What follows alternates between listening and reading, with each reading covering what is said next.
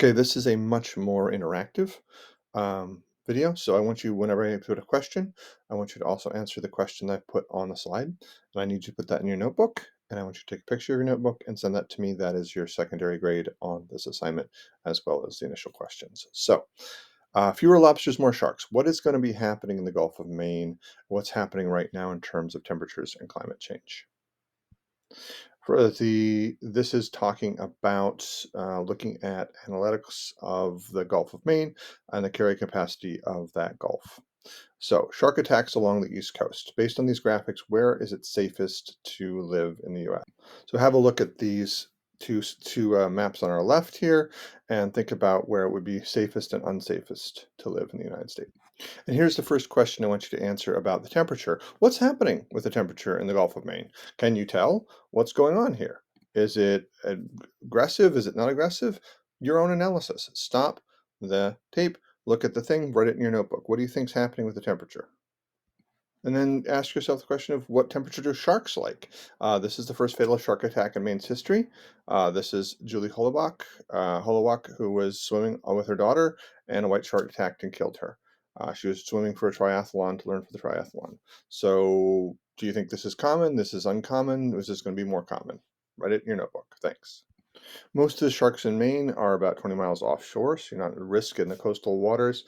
Most of them are spiny dogfish. You see those on the left. The white sharks are very rare. She was off an island in a wetsuit, so she looked a little bit more like a seal than most of us. Another argument about the sharks is that basically there's more food. Since seals have been protected here since 1972, and in July of 2022, there were a dozen reports of great sharks off the coast of Maine attacking and eating seals. So that's happening on the left of me right now. So sharks are coming. What about lobsters? Lobsters jumped. If you look at the numbers here, how high did those numbers jump? Write those in your notebook. You've got 724 million versus 312 million. Do you think that's a sustainable number? Is that what we're going to actually see going forward with the lobster industry?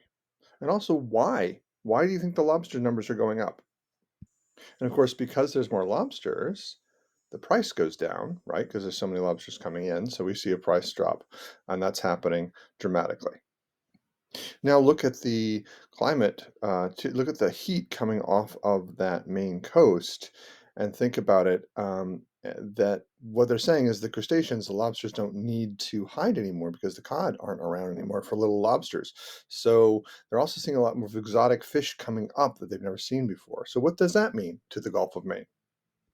And here's the argument that it's not the temperature at all. It's just the cod. So the temperature doesn't have anything to do with the lobsters. The cod's dropping off. So the lobsters are all coming out. And that's directly responsible to there being no cod, that the temperature has nothing to do with it. So what's going to happen with the lobster, which is a huge industry in Maine? We don't know, but let's talk about the Long Island Sound. The Long Island Sound, they had all these lobsters. They had a great lobster industry. And one year they decided to dump a whole bunch of insecticides down to get rid of mosquitoes, I assume. And as a result, those mosquitoes were dead, I assume. But all that insecticide washed into the freshwater water and then went down. We had 10 inches of rain. So all the insecticide hit the oceans at the same time. As arthropods, like insects, lobsters are susceptible to those same insecticides. They killed off the lobster population of the North Island, the Long Island Sound, just wiped it out.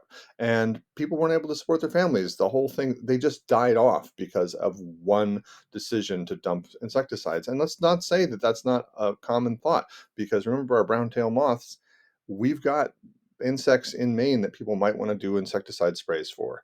And if they did that and there was a massive rain, that could happen to the Gulf as well. So this is something that is very tenuous at times. So what's going to happen with the Gulf? We don't know, but write down your own thoughts. What's going to happen? Thanks for coming. This is the more interactive version of these videos. Thanks.